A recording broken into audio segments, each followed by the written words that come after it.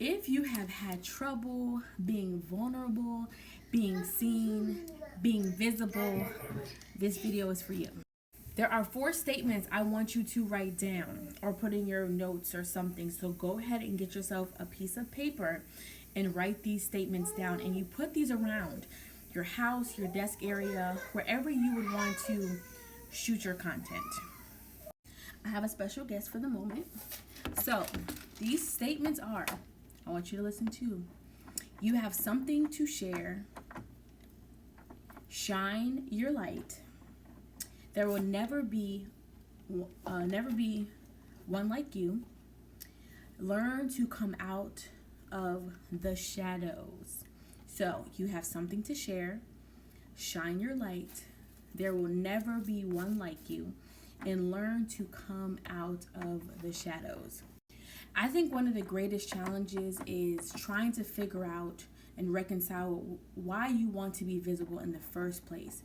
Do you just want to because you think it's the thing to do? Do you believe you have a message, a story, you're relatable, you're unique? What is your reason, first of all, for wanting to be visible? If you're not secure in this aspect, it's going to be hard for you to be visible and be confident, and people are going to pick up on that. Questions you need to ask yourself is, or sit with and think about is, when have you been vulnerable and tried to be visible before?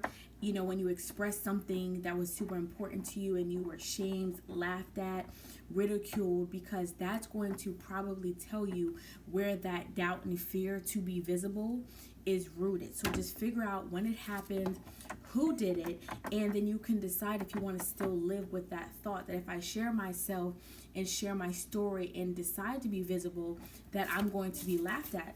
You may not, because some people will be excited that you're relatable. You may have the trolls that will say what they say, but what if your default thinking about being visible was more positive instead of thinking nobody's going to like what I say, people are going to do the same thing that I had to experience years ago when I was a child. And it has to be connected to a storyline, because you don't learn that level of fear until somebody shuts you down. Because as kids, we're always expressing ourselves, we're sharing our crazy ideas, we're talking and it's not making sense. So until somebody shuts us down and really cramps our style, we're fearless when it comes to expressing ourselves and being our authentic self. You don't want people's approval of you to be the motivation for you to go. You have to first be confident in what you're sharing, that people can relate, and that people will see your content as valuable. And sometimes it's a slow process. When you're first starting out, some people are just kind of like trying to fill you out, so they'll watch your stuff but they won't subscribe. And you have to be in it for the long haul and allow yourself to build, and also be okay with if what your content talks about isn't algorithm friendly. So maybe you only have about 200 or so people, and it doesn't go beyond that. It doesn't mean what you're saying isn't valuable and important.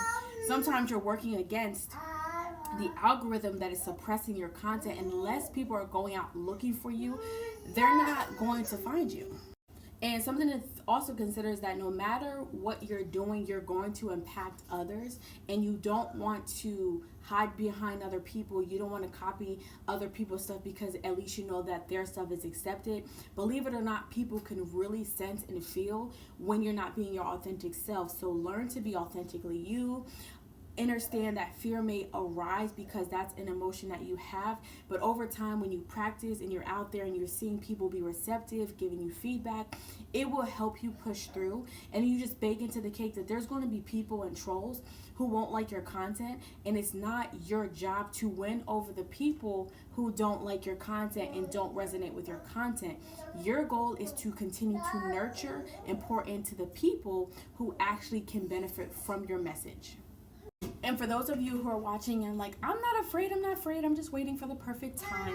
What you're trying to do is passively fail and not actively fail by putting yourself out there. You are afraid, or you are doubting something about what you have to say, and that's why you're hindering and stopping, because there's not a perfect time to really do it. You know, some people say you have to do this whole big thing and then launch your channel or launch your business, but you have to start listening to your intuition, and you have to start listening to your body and feel it out. You don't have to always wait for this big grandiose date. Just sometimes do it. If you're like, you know what, today's the day I'm going to wake up, put myself on camera, and just speak. A lot of times, some of the best videos that go viral or get a lot of traction are the ones we don't expect to do very well. And don't deny having fear. That's part of the human experience. You just don't want your fear to dominate and keep you stuck. Everybody, if they were honest, even me, sometimes when I put a video or, I want to bring up a topic that could be like taboo or kind of far-fetched, I do get a little bit nervous and I may be a little fearful, but I remind myself that fear doesn't own me and that I can just go ahead and hit the button, push post, and I will just wait for the response. And if it's great, fine. And if I don't like it, I can always take it off and figure out what went wrong. Was it the timing? Was it my lighting? Was it what was it? But I don't allow fear to control me in that way. I honor it, say, you know what, I'm going to release this fear because this fear is only going to hold me back from what my purpose is. And that's sharing who I am authentically and unapologetically me.